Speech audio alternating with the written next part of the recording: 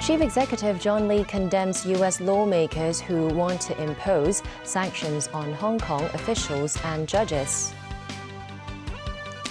Israel forces attack an ambulance in Gaza. Over 100 people died in earthquake in Nepal.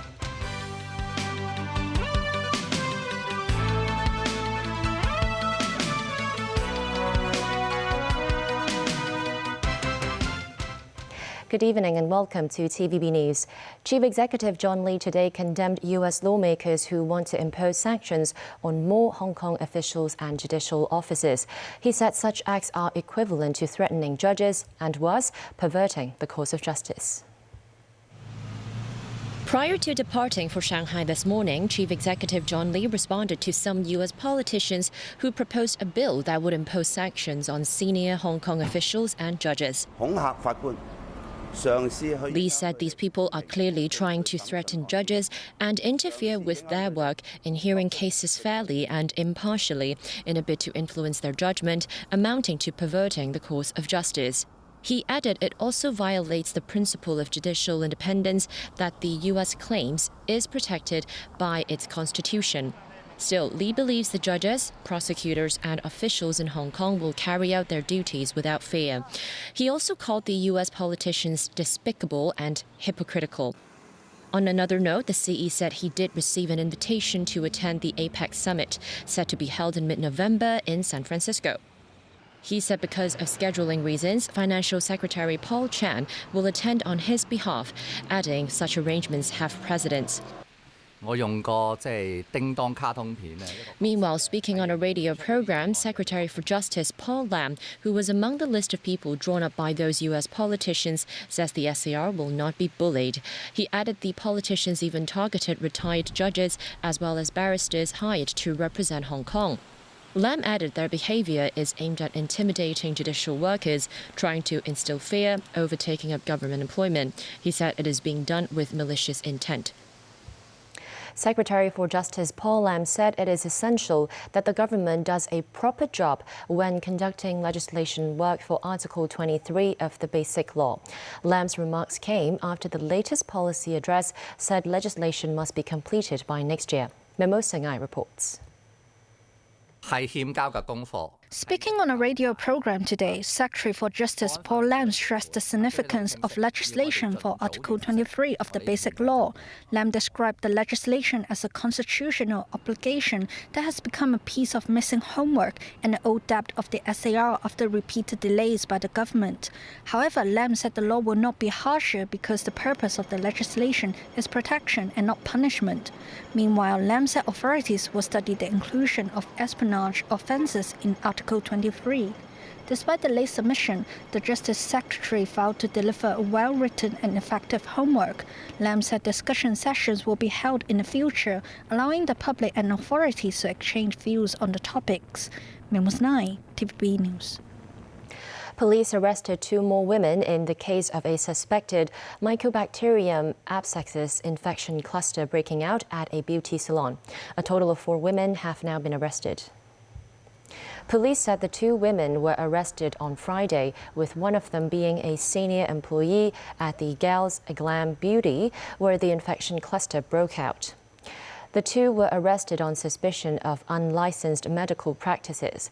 Up until today, the Centre for Health Protection said 16 women suffered symptoms such as skin redness and rashes after receiving injections at the salon's 3 premises. The CHP urges individuals who experienced such symptoms to seek medical treatment and dial the hotline immediately. A mass was held this afternoon in honor of the elevation of Bishop Stephen Chow to the cardinalate.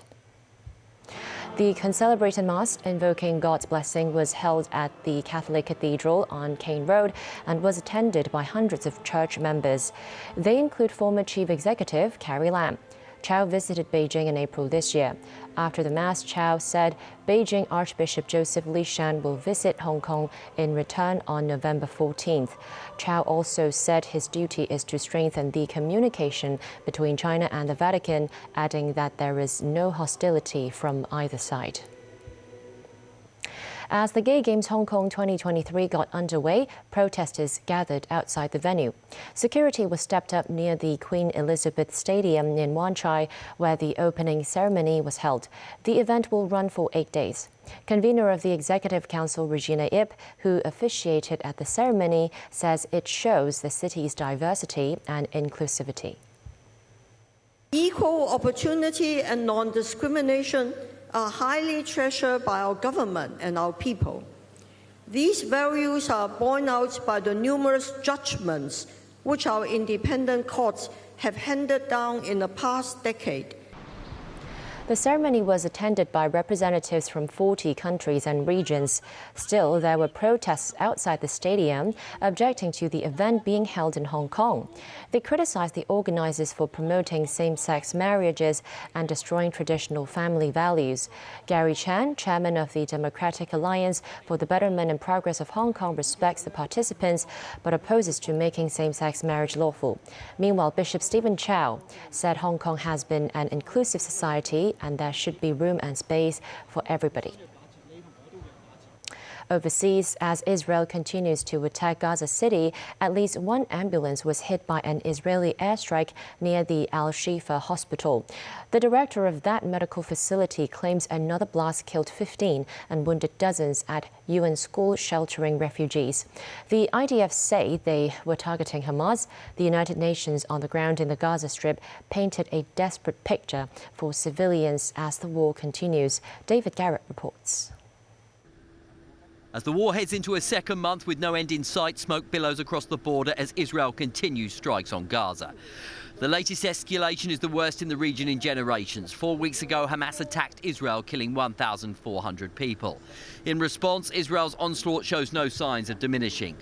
According to the Palestinian Red Crescent, the latest civilians caught up in the fighting were part of a medical convoy near the Al-Shifa hospital in Gaza City.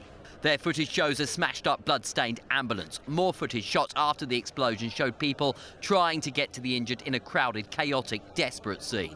Israel say the ambulance carried weapons. Essentially, there were people just lying, very badly injured people lying on the floor of the ambulances. The triage at the back of the ambulance was who's dead, who's alive. Those who were alive with horrific blast injuries, burn injuries, were taken into an already overwhelmed emergency department. In a separate bombing further south, at least 5 were dead. Bodies were brought into a clinic with the injured. Women and the very young were filmed being treated.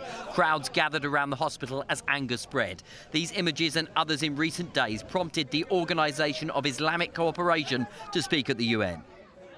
Why is there double standards? Why is the message different when the Ukraine conflict happened? That's a question that the world is asking. Therefore, today, it's time to work together to save lives. There's no justification to bomb refugee camps like Jabalia twice. There's no justification to target hospitals under what's so-called the right to defend.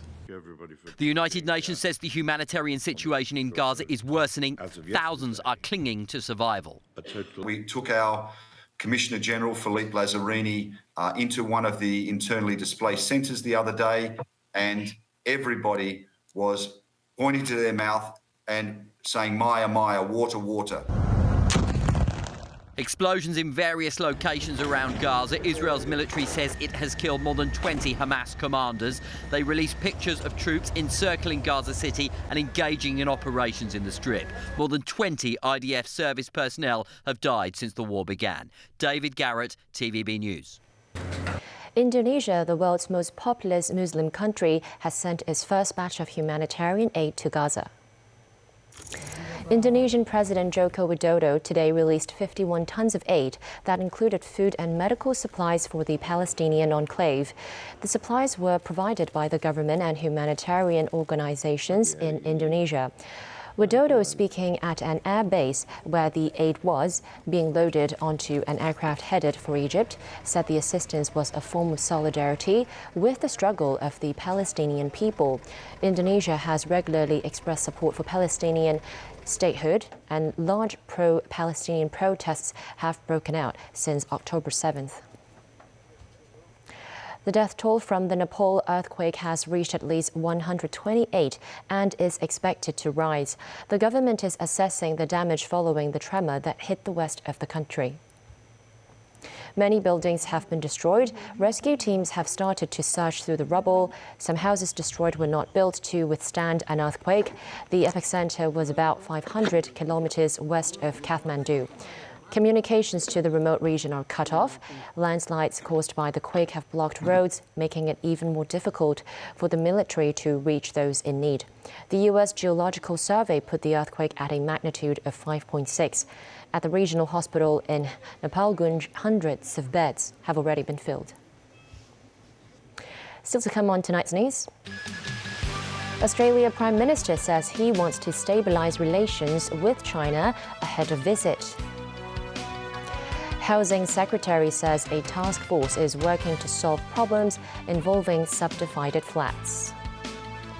China's first homemade cruise ship is delivered.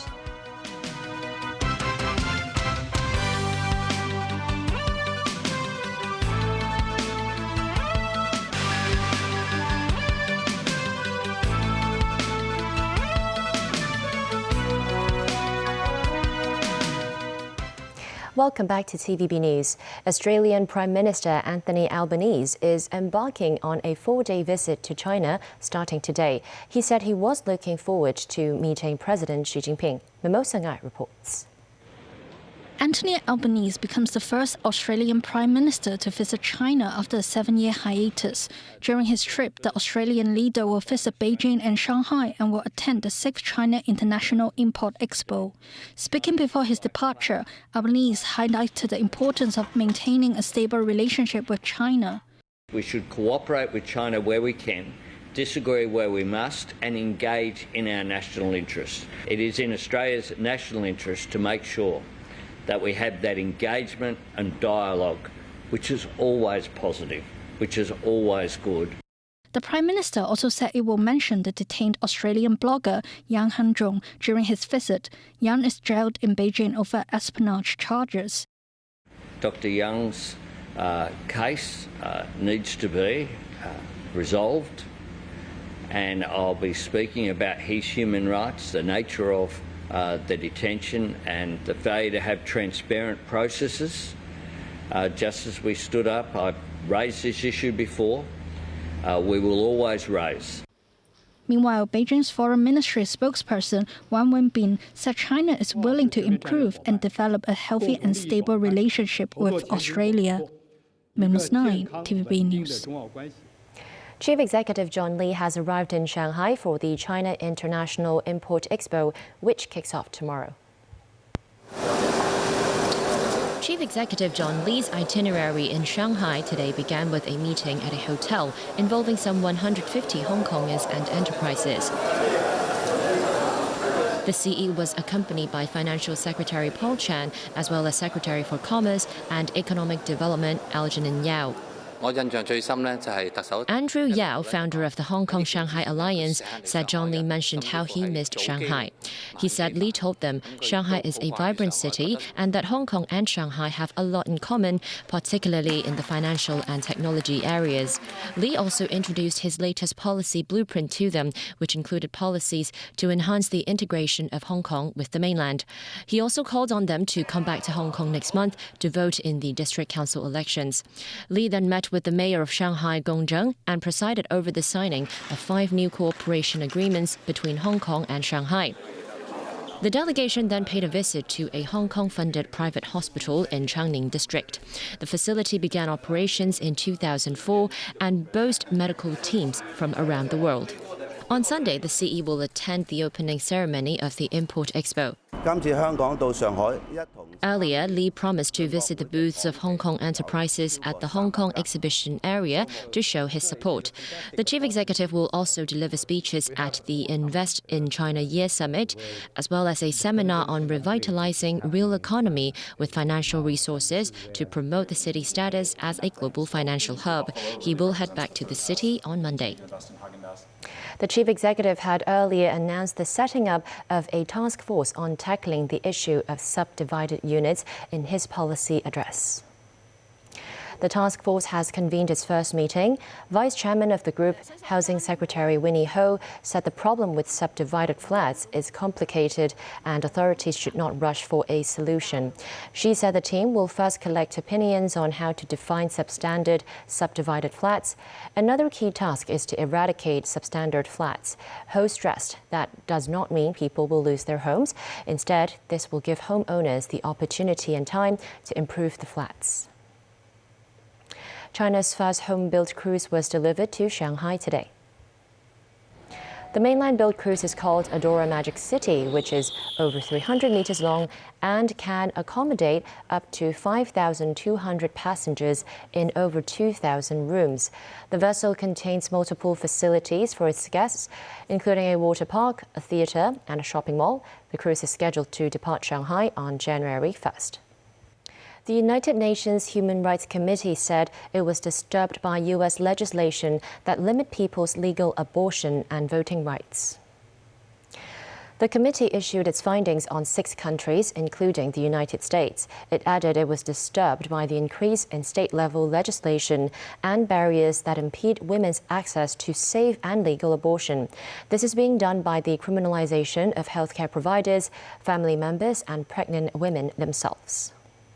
That's the news. Thanks for watching.